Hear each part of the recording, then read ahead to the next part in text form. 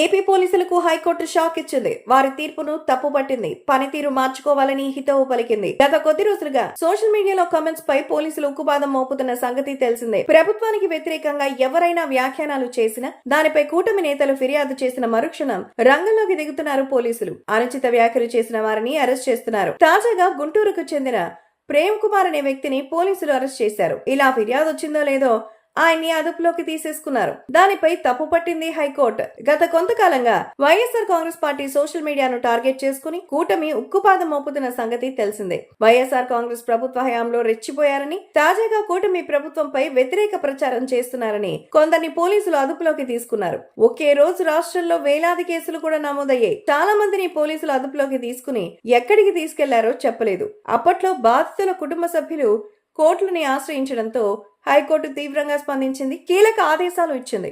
ఇప్పుడు మరోసారి అటువంటి కేసులో కీలక హెచ్చరికలు చేసింది.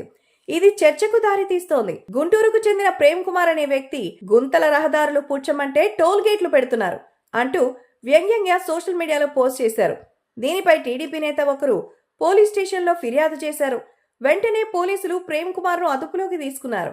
దీనిపై ఆయన కుమారుడు హైకోర్టులో ఆశ్రయించారు. ఆ పిటిషన్ ఈ రోజు విచారణకు వచ్చింది.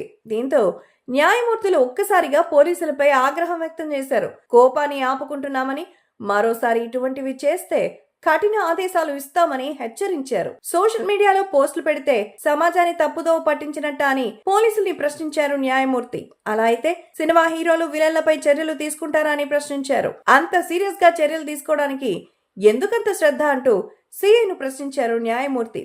మరోసారి సోషల్ మీడియా స్వేచ్ఛను హరిస్తూ ఇటువంటి కేసులు పెడితే ఊరుకునేది లేదని హెచ్చరించారు.